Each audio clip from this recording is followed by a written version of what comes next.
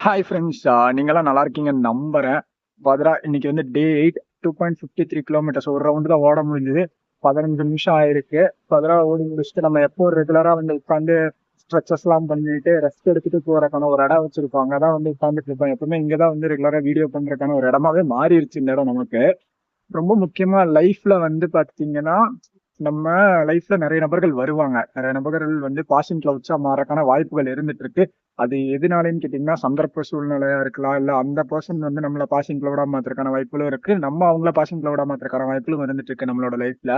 பதிரா ஒரு நபர் வந்து இக்னோர் பண்ண ஆரம்பிச்சுட்டாங்கன்னா, அத நம்ம அக்செப்ட் பண்ணிட்டு, நம்மளும் வந்து அவங்கள விடவே வந்து நம்ம மனதளவுல வந்து ரொம்ப ஸ்ட்ராங்கா இருக்கோம்.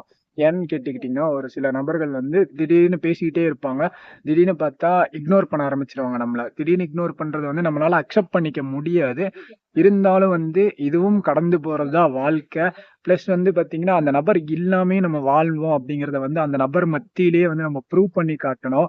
ஃபர்தரா அதுக்குன்னு நம்ம வந்து எப்படி சொல்றதுன்னா, நம்மளோட செல்ஃப் கான்ஃபிடன்ஸ், நம்மளோட ரெஸ்பெக்ட் இதெல்லாம் விட்டுட்டு நம்ம போய் ஒரு இடத்துல வந்து உடைஞ்சு போய் உட்கார்ந்துட்டு இருந்தோம்னா, ரொம்ப நம்ம தான் நம்மள இழந்துட்டு இருப்போமே தவிர, அந்த நபர் வந்து இக்னோர் பண்ண நபர் வந்து ஜாலியா தான் இருப்பாங்க.